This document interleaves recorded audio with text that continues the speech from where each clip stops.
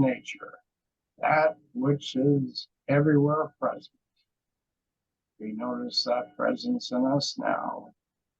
And that guides us and leads us into fruition, into using our intuition, which develops into our life, the life we lead, the life we be. For it is our job to see God in we. So it is. And so it is. Thank you. All right, so we've had a couple of calls, people just sort of asking about the ministry, a little bit more clarity on what the split meant and where we are now. And so I don't know if anybody wants to address that briefly. This is the public version for recording.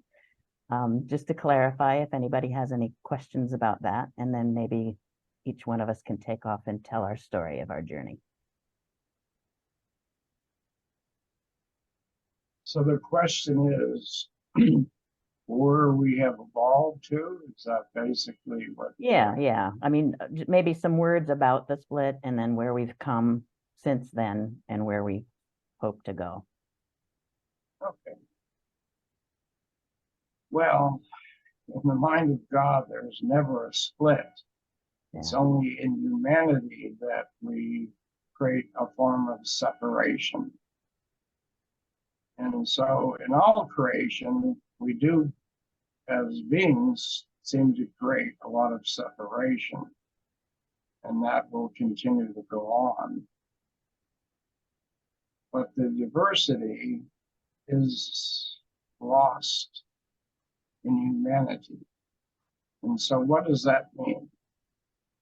It means no matter where we are and what group we decide to be a part of or where we put our allegiance, we need to find that which is unity, which unifies all things within ourselves.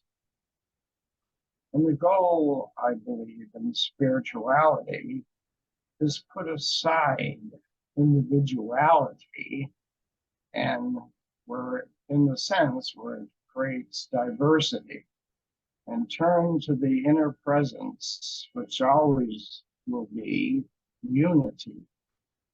And so no matter where we are in our journey, for me, the ultimate goal is find that unity. And the only way we can find it in diversity is by knowing the God presence. And the God presence dwells in all of us, and it moves eternally without fuss. So as we find it within us, we bring it out and express it. And then we make our choices. And we have chosen to have our organization called the Madonna Interfaith Community express unity and put aside diversity. That makes sense. I like that. Oh, there's God calling right now. Hi, Carrie. We're just getting started. Hello. Good to see you. So we're talking about sharing. Let me put this in the chat again for you because you came late. We're each going to talk about what the initial traction of the ministry was to us and what our ongoing experience is, what we do day by day, week by week, month by month, and then maybe where we're going in the future and what we would like the ministry to help us, if at all. Anybody want to start? Shirley, since we have you on camera, how about if you give it a shot?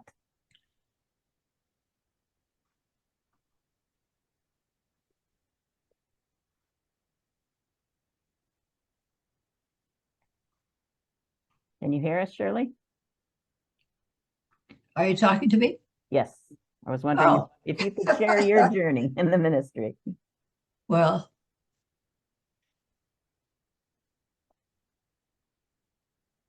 I believe that our oneness is our biggest and most wonderful thing that we have here, is that oneness. Because when we gather together as that oneness, all that energy is out there in whatever form it is.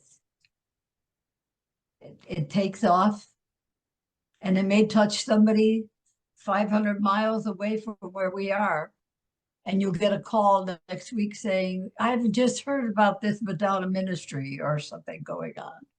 And I think as long as we show up, because I know we've had our ups and downs, we've had this and that, and yet here we are. And that is the thing we have to look at. We are here still. And I believe that is our connection, our it's weaving. Like Paula calls me and she says, we're having a meeting here. You want me to get yada, yada. Here I am. And now I even could see people this time. So, yeah. But I think that those, the steps that we take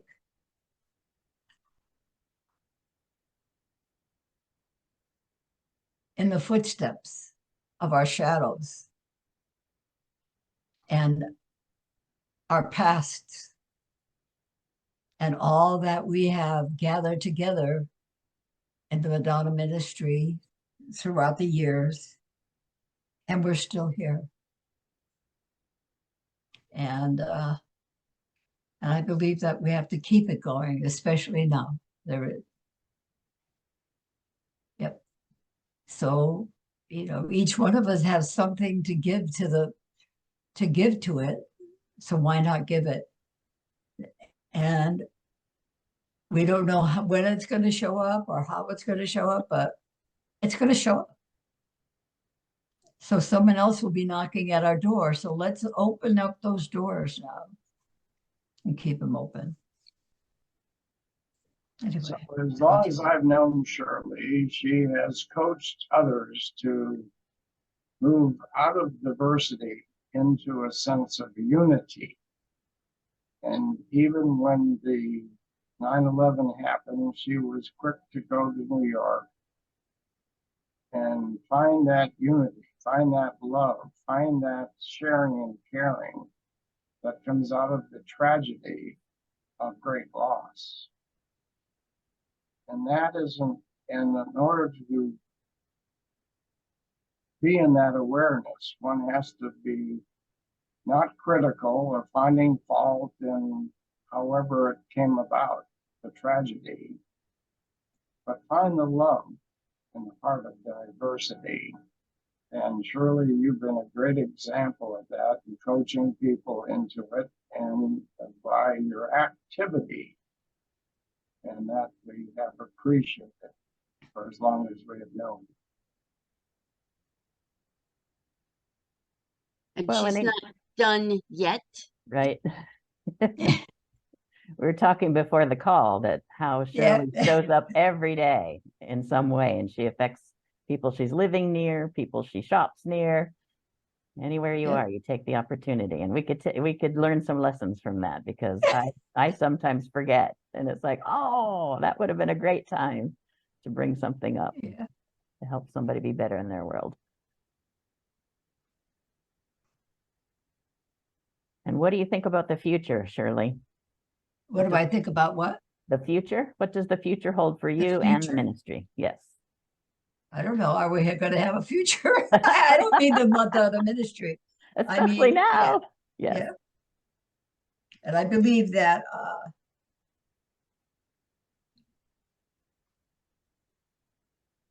we all have a piece of it now. And that's what we really have to understand, that we are part of it. We can't say, well, over there they're doing that, and over there they're doing that. What are we doing? What are we doing in our life on a daily that touches others or that opens doors. And we're never sure where it's going to come from. I mean, hey, I get people that knock on the door here and they say, well, we heard that you needed something, this, and then pretty soon they're a friend or whatever. And then you have a conversation with them. And in fact, I even have one of the guards here doing the doing the awakening process. He listens to the CDs. So, I mean, that's a start, but why not keep it up? And that's the whole thing. Why not keep it up instead of finding what's wrong with everything? Let's find what's right with it and continue with it. Because we all have the gift. We're all here as one. So that's that. And the key word you use is awakening process. So each of us is awakening the divine presence within. Mm-hmm. In itself, it's free of what we would call sin. So sin is the thing that seems to keep us in separation. And awakening is what we find, that unification, that eternal love that is not only above, but it's in each and every one of us. And you're right, that seems to be, awakening seems to be a wonderful process. And our evolution comes out of involution. And the involution is the intuitive knowing that we're about God's business. And when we do our ceremonies, we're endeavoring to awaken the person that we're blessing into expressing their life more fully, more wholly, and completely in the way that they choose.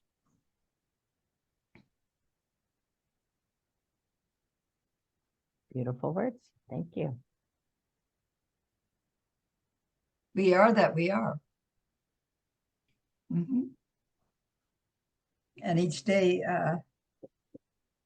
it may be a day that, hey, you think, oh, what a wasted day. But somebody may call you at the end of the day and say, hey, the other day you told me something about this, and I'd like to talk to you a lot more about that. So you never know. As Paula knows, I never keep my mouth shut.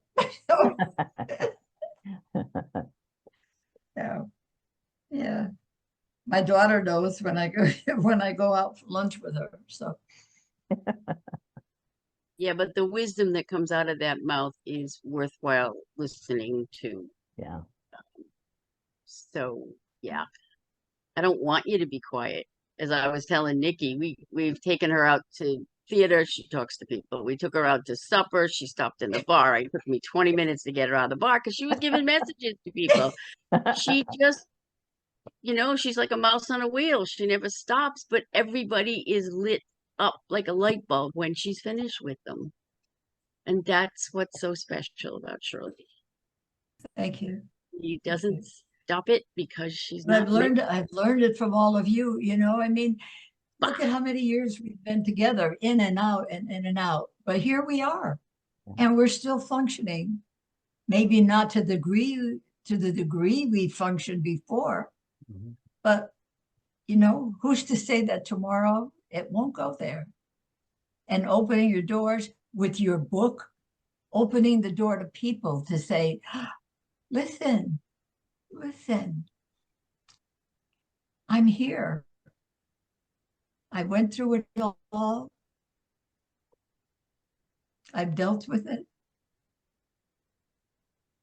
And look at you shared with me. And you've made my life a better place by listening to you and reading your book. And the book has a life of its own. So even when we're not here, it will still assist others. Mm-hmm.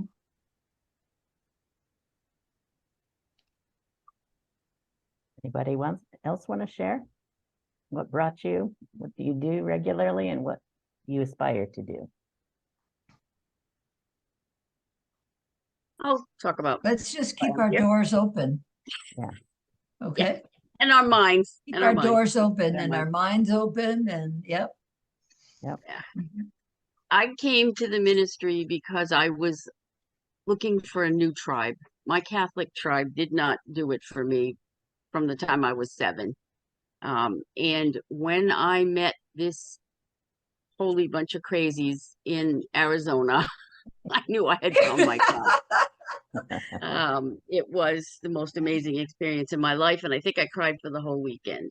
So I You knew, did. yeah, I did. Yeah, Sally was Hey, there. Sally. Okay. So I knew I was in the right place. I didn't know why. I didn't know how. I just knew now. I needed to be with this bunch of people. Yes, we've had a lot of changes, but I think the changes have opened the door for more people to join the union, if you will, to be part of something that means something, to be part of something that, yeah, we're not big and loud. We're a little voice crying in the desert. And that little voice spreads.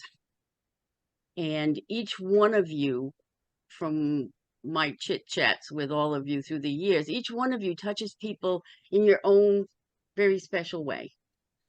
Sally, when she's doing her henna designs on someone, is giving spiritual counseling.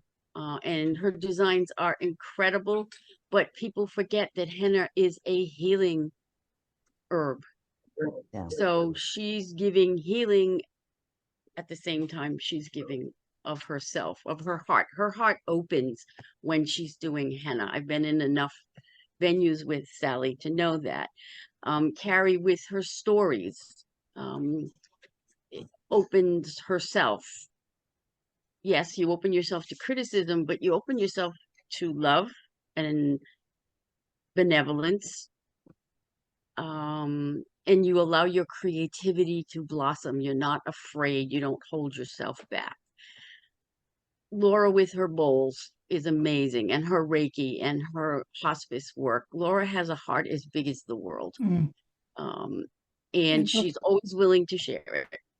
And her teddy bears And her teddy bears, right? Her teddy She- bears are is solace to the bereaved. right. Kevin, and your inquisitiveness always makes me think. And I appreciate that. The questions you ask are deep, thought about questions. They're not just fluff. They're, I really want to know kind of questions. And for me, that's helpful to me.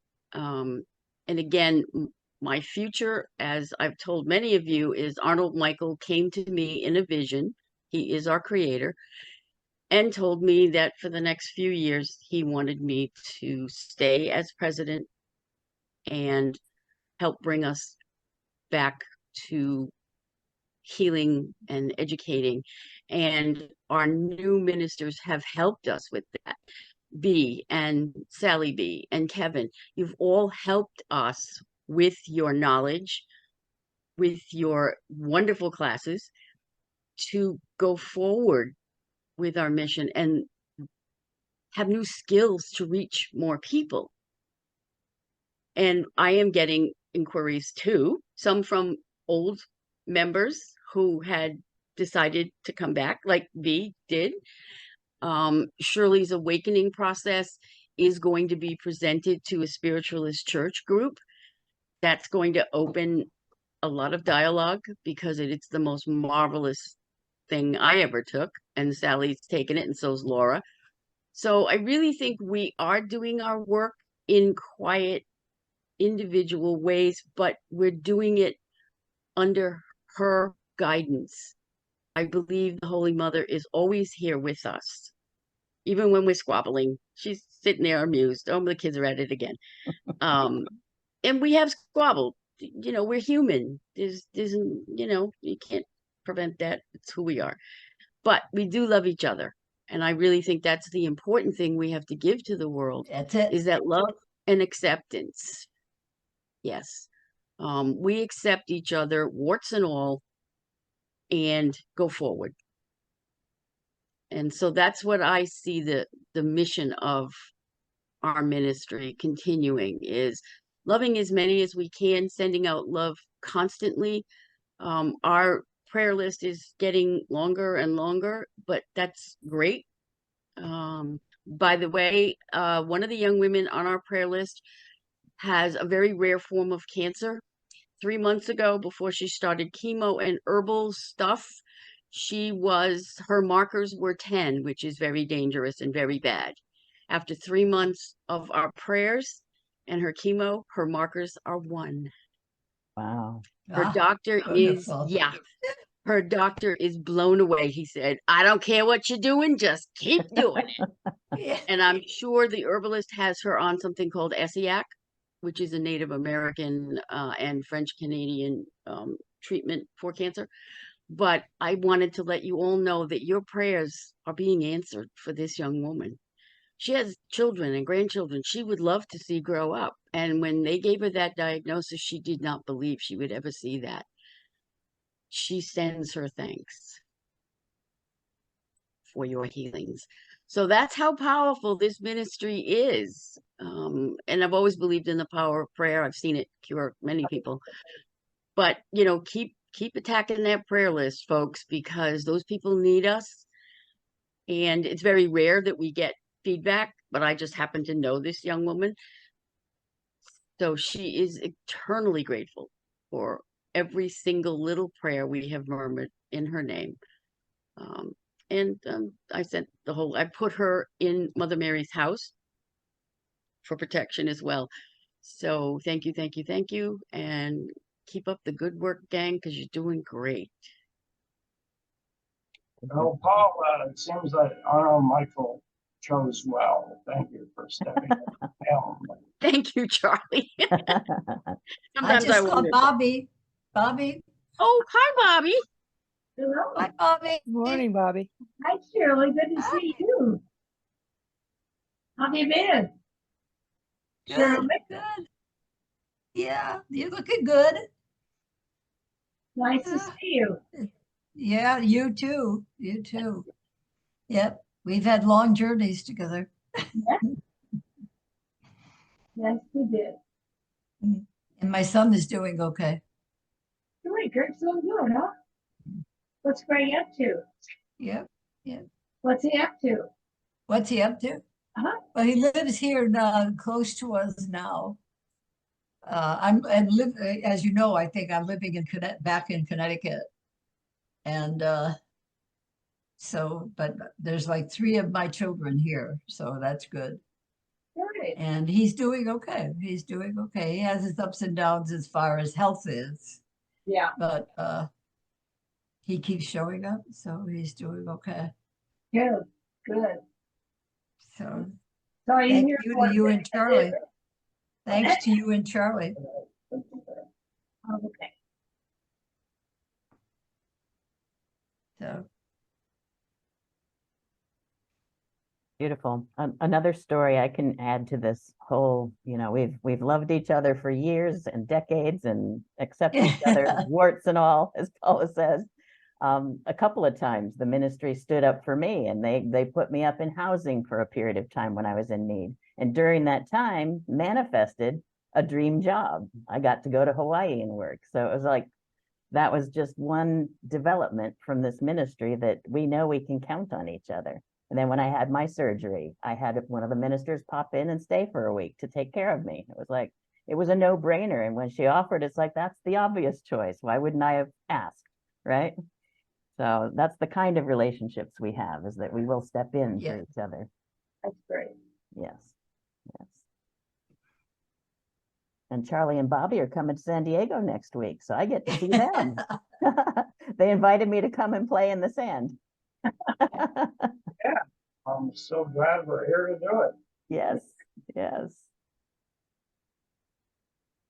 Anybody want to share your journey? What attracted you? What keeps you? What would you aspire to do with your ministries? I will. Dana and I, this is Dana that you keep seeing pop up. Our pocket Great Dane. I came to back in 2001, going through a priestess process in Atlanta, and was ordained then, and had a few opportunities to perform weddings and things like that over the years. And then about 3 or 4 years ago, I wanted to also add become a humanist celebrant as well with the American Humanist Association. And that got me curious to whether, because when I first started, and for a long time, something like Zoom was not available. And I live in Virginia, far from any large gatherings. So was happy to be back in touch and start attending these meetings on Sundays. My main experience has been, as I said, weddings, which are so much fun. I so enjoy that process, from putting the vows together. Oh, there, she's trying to knock my computer off. Putting the vows together and working with the couple, and including the family and people who are there, is very important to me. You know, we went to a wedding yesterday. I wasn't officiating, but everybody's part of that. It's not just like going to watch a play. You're part of it. You're invited for a reason. You know, you're important to the celebration for a reason. So bringing people into that's very important to me. Another thing I've done that's not organized specifically, but being around young people, from my cousins as they've been born. One of them is turning 29 in a few days, which is just shocking. My first cousin, I can't believe that. And my nephews were here this week. So it's been kind of an exhausting week, but just being there to be a presence for them, to have someone they can talk to have someone they can be themselves with. And being an auntie is very important to me, but that's part of my approach with ministry, is being that person someone can talk to and feel confident that there's nothing, they're not going to offend me, they're not going to upset me. And that's been my 29-year-old cousin that I saw yesterday. I'm certain was life-saving for her. And I'm so thankful to have been able to be part of her life throughout her life. So that, as you say, more of a, I don't want to say small, but low-key, intimate, more of an intimate ministry with people one-on-one. Although I taught a class this past week and one of my nephews got to go with me, and he was my helper, which was just a delight. But being able to have the presence to teach that class and be able to be confident in what I was going to say. A lot of this comes from my training with the priestess circle and involvement, and just my ability to know that I can share what I know, which is one of my learning and sharing, two of my most important things. And that's also comes out in writing, as you said, Paula, the things I learn, whether they're inside or outside, and then to share those in my stories. It's vitally important to me. And that's the main aspects. In the future, I like this path. I would like to do more ceremonies and things like that, but I'm not going to be, I'm too introverted to be doing things on a large scale. But being able to have that available when it's necessary, and learning more and being more involved with this and with the American Humanist Association keeps me grounded and confident enough to be able to reach out in those ways, and then withdraw into myself and regain my energy. Beautiful. Thank you. That's Welcome beautiful. home. Yeah. Carrie, what priestess association are you in? Who led it? That was Nicole's group. Yeah. Yes, I was part of my Magdalene circle, was the last circle she led. Yeah. That was my last one, or her last one. And then also with Lisa Michaels, I've done several circles with her as well. Yeah. So regarding the sense of leaving and coming back, you know, when our spirit guides us and we're doing what we consider God's work, we're all working together, no matter what organization we belong to. And Nicole is a great example, because she was one of the early ministers in the Madonna Ministry, and then she broke out and started the Mary Magdalene Ministry, and that brought love and light and energy to a lot of people, particularly women, that are attracted. And then when she came back into our ministry and when we were consecrating her in a ceremony, it was so beautiful because her ex-husband showed up at the critical time and asked if he could bathe her feet. And the joy that was felt in that moment, in that ceremony, it came full circle.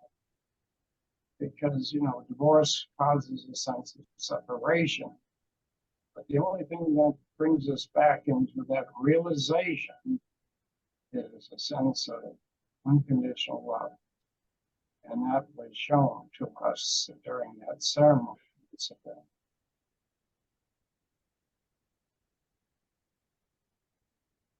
Thank you, Charlie. Yeah. So, B, you came back. Can you explain to us why? You may have stepped Hello? out. There she is. Sorry, you guys didn't need to see me blow my nose. did. Apologize. I came back because I'm in a way coming back to myself. And I had joined you guys like right before I kind of lost myself. And what I mean by that is I went through the priestess process with Anya in Seattle in 2007 to 2008 and was ordained in 2008. And I got married that year. And then I moved into my husband's apartment that had black mold, and I didn't know it. And it ruined my life because it tanked my health. So there was this like decline of just my abilities, my functionality. It just set off like kind of an avalanche of like health issues. And it took years to find doctors who would help me with that. And when I was first ordained, I felt like very open and connected to the spiritual plane. And, you know, before, during, and after, I had a practice as a tantric priestess and working with people to help them connect with their spirit. And that was a lot of one-on-one work. And I had to even stop that because my health was just kept going down. And so finally getting help, getting more functionality back, you know, I was like, I want to get back on this track again. And it felt like this was a piece of that. So that's why I came back, and I'm glad I did, because I discovered all of you that I actually hadn't known before. I'd just known Anya as a connection to the Madonna Ministry. And yeah, so as far as the future and you know what I'm going to do, going to teach that class this fall with you all, which will be very exciting. To get back into, that's another kind of aspect of community, is peer counseling and support. And I think that's going to be great. And so as I rebuild my own life, it just kind of feels right to be here and a part of this rebuilding as well. I think the whole world is kind of doing its own rebuilding after COVID, because that was such a hit to everyone. Yeah, so that is definitely part of that. And I'm working towards becoming a licensed psilocybin facilitator here in Oregon, with that becoming newly legal. And that is going to feel like, you know, assisting people again to connect with their spiritual world, their inner self, and get get their own guidance and support from spirit. So I just wanted to kind of, I don't know, feel more rooted and grounded in all of that to support me in that work that I'm going forward with. So, and I feel like it's doing that. It's a nice hour with you guys here every Sunday. So yeah, hope that answered. Thank you, V. Yeah. That's awesome. B, we all have illnesses, we all have disease, we all go through suffering. And what helps me to lift myself out of that sense of, for me, is to, in that situation, begin to say prayers for others, and takes my mind off myself, and that becomes a good remedy. And so it's just a reminder that, thank you for bringing that up, because we all have pain, we all suffer, and we tend to lose sight of our spirituality. So you join back an organization that you know that that's where we live and move and have our being, is endeavoring to express our God-likeness. So, but it sure helps me as a remedy when I'm suffering, or I seem to be, is to say prayers on behalf of others and recognize that the power and presence of God knows no separation between me and others. When I can find God likeness in others, I can find it in me. Thanks for offering that, Charlie. It's interesting to hear my thoughts as you say all that, because mold like literally created in my body like blockages, and it felt like it also kind of blocked some of my access to spirit world. And until I got help, I really just had to like kind of come back in. I was there for as many people as I could be in my immediate world, but I didn't feel like I had anything left to give for a long period of time. And I've never been what much for, you guys are gonna think this is crazy, but like prayer. I've been one for like thought and meditation on someone, for reaching out and being active with someone. But the masculine use of the name for our divine solely, and the word prayer, are like mental blocks that I have to get over from a childhood of Christianity being shoved down my throat. And so my active connection and interaction with people have often kind of been, and then learning Reiki as well. I used to do long distance Reiki for people, and that kind of felt like something that might look like prayer. But when you're broken, I guess I just want to say this because I know it's going to be out on the internet at some point, and you are seriously impacted, and your functionality is seriously diminished. It's really okay to just go back in and like fight for yourself to get back to your health, and not necessarily worry about everyone else for that period of time. Because if I hadn't done that, I would have never gotten better. So yeah, just wanted to say that based on what you said there, Charlie. Yeah, and you That's wanted beautiful. to live, and you found that spark of life and didn't when you thought to be here. But also the reciprocation of all the love that you have given out came back to you in the forms of help from others. right? Agreed. Yeah, it just was on a smaller scale for a much longer period of time than I wanted. Thank you.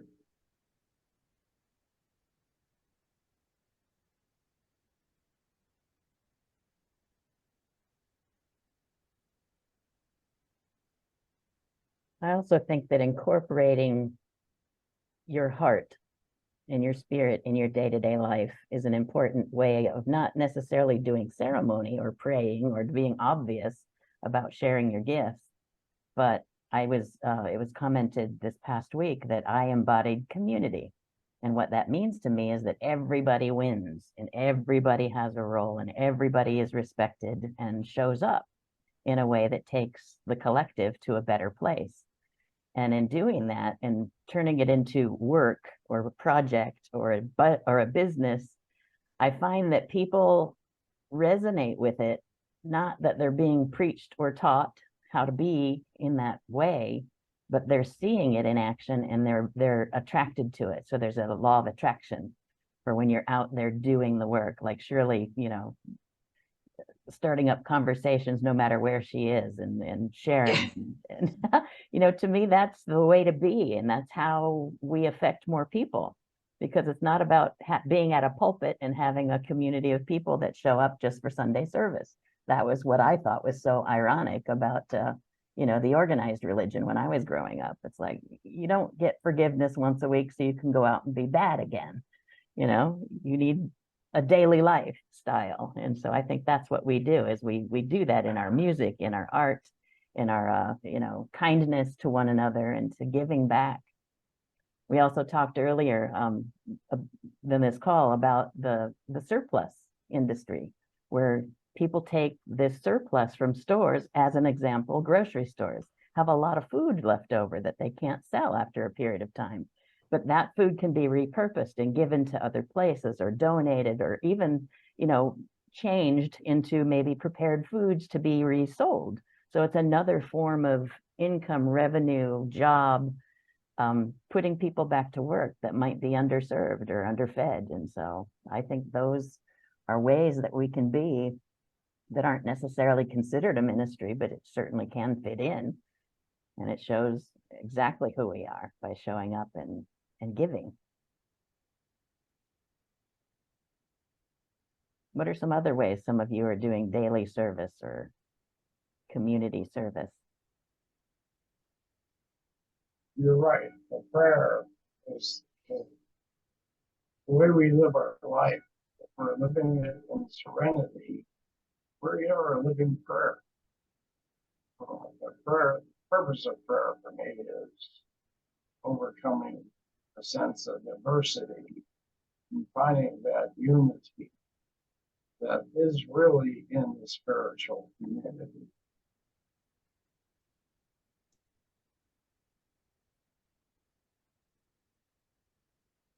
Well, Yep. Yep. I guess I'll talk.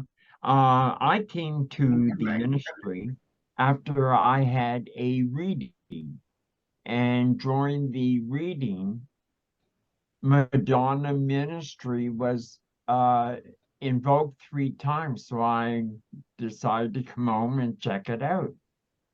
And like the reading was quite profound, and so it had me wanting to get on the right path. And then coming here, I feel like I have found a soul family. And we all have common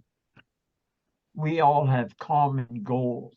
And since we're all descendants of the one source, we all have a little bit of the same thing within us, and we each exhibit it in our own particular gifts.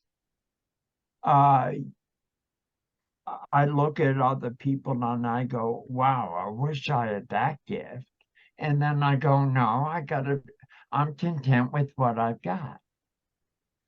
And, part of what I do for the ministry right now is like in editing the films, but in the process, I get to listen to the dialogues 2 and 3 times a week.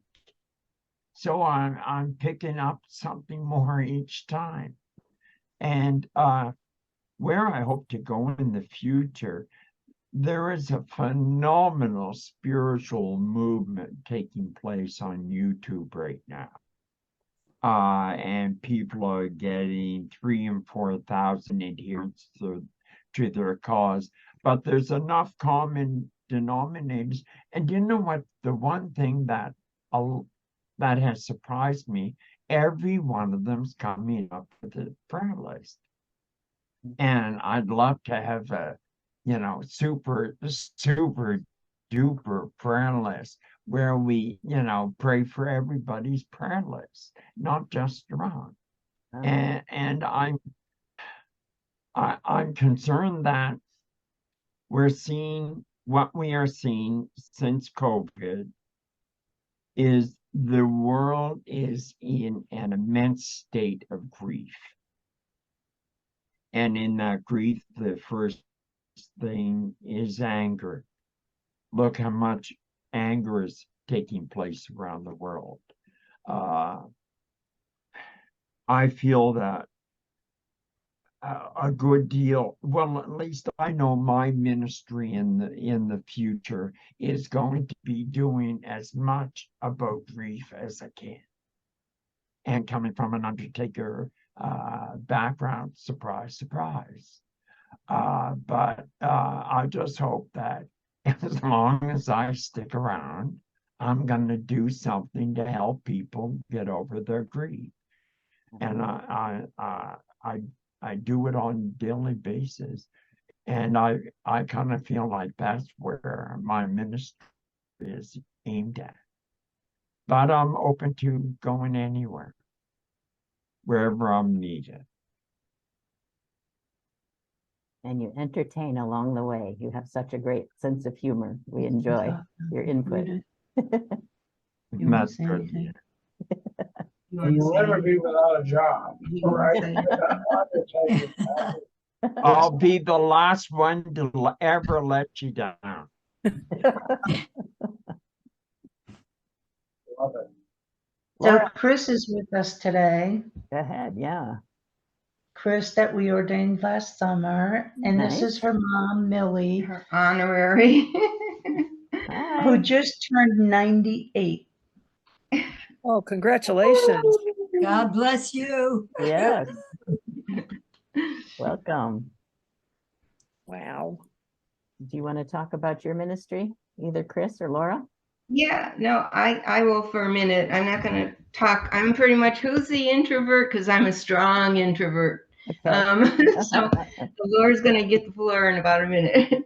But one of the things, or several of the things that I do are I volunteer and I work at a food bank.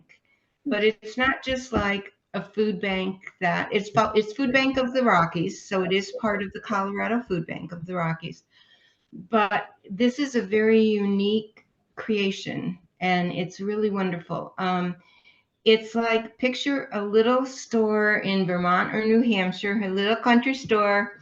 It doesn't have a whole lot to choose from, but has some really good things.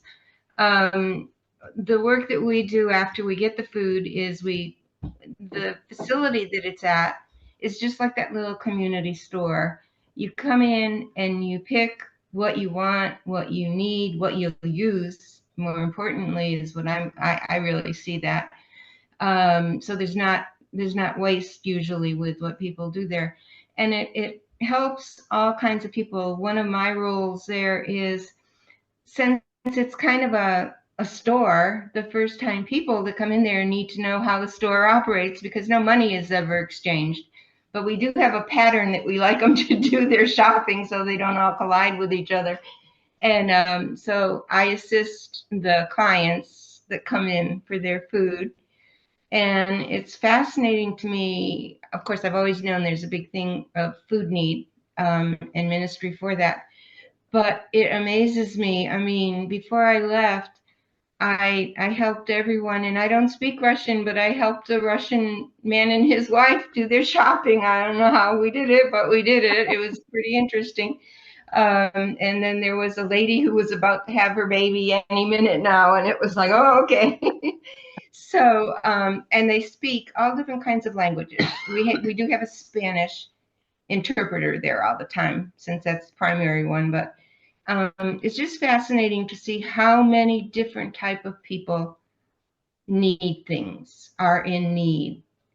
And that to me is truly amazing. And a place like the one that I'm at for the food is so different from anything else that's out there. It's not the normal, you pick up the stuff from the food bank, you shove it in the person's car, they have a car caravan going through it, and that's it. This is very much individual care and giving. And the thing that I've gotten the most out of it is, I think that there is such a variety of people out there. I live in Aurora, Colorado. There are 900 languages spoken in the community of Aurora, Colorado. Wow. So 100. sometimes we think we're our own little world. Well, there's a whole lot of other worlds out there too. Yeah, 900 languages. So it's a pretty melting pot.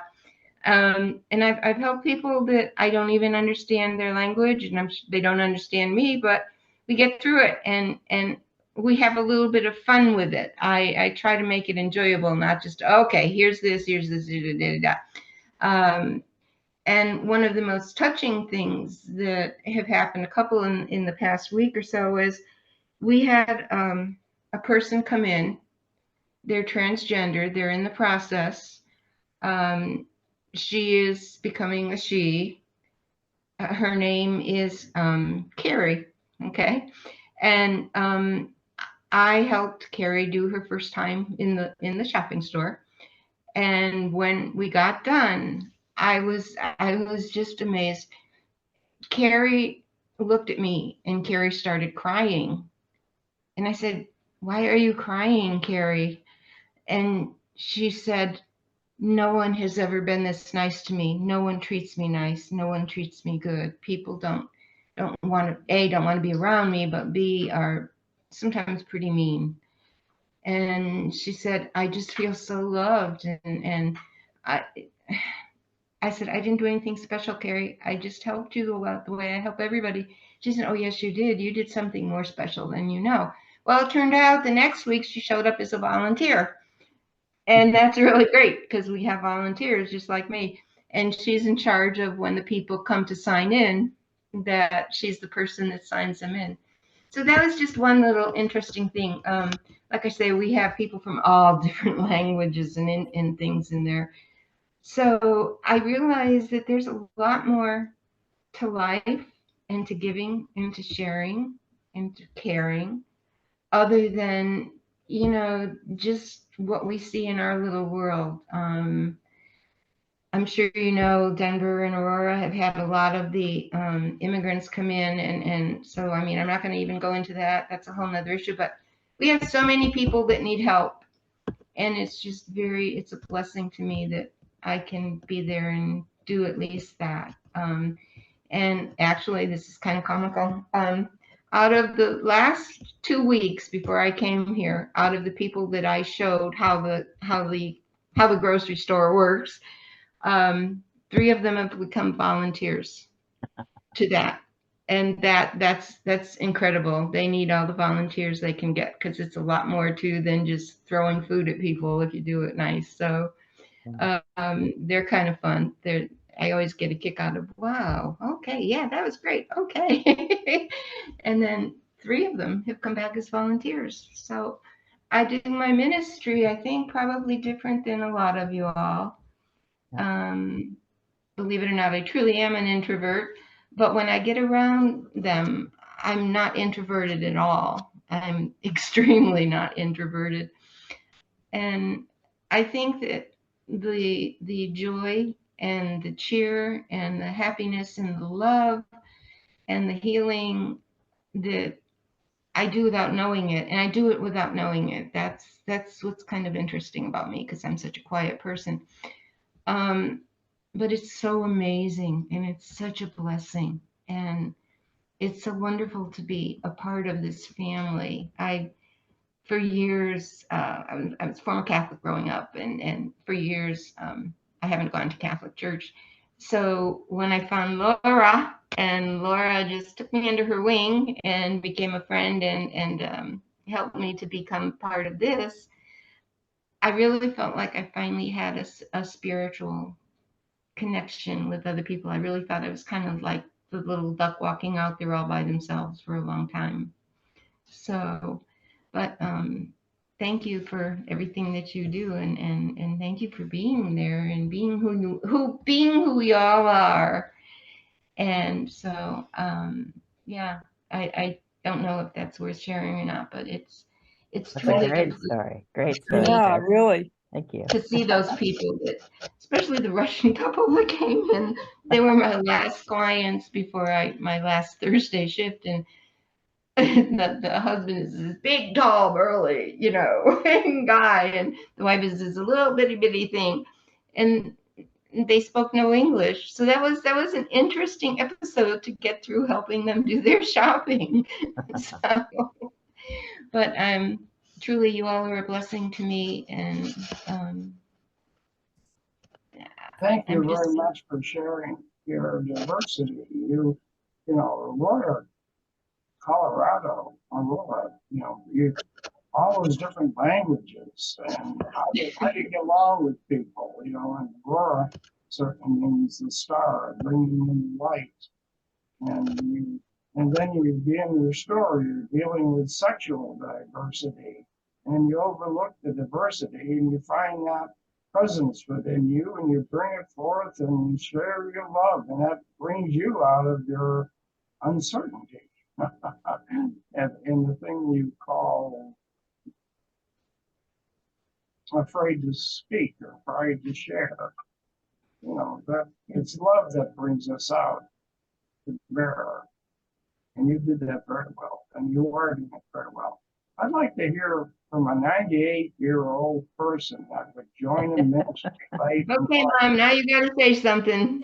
Thank you all for listening, and thank you for being you. I love you all. Thank you, Chris. Okay, Mom, here's Mom.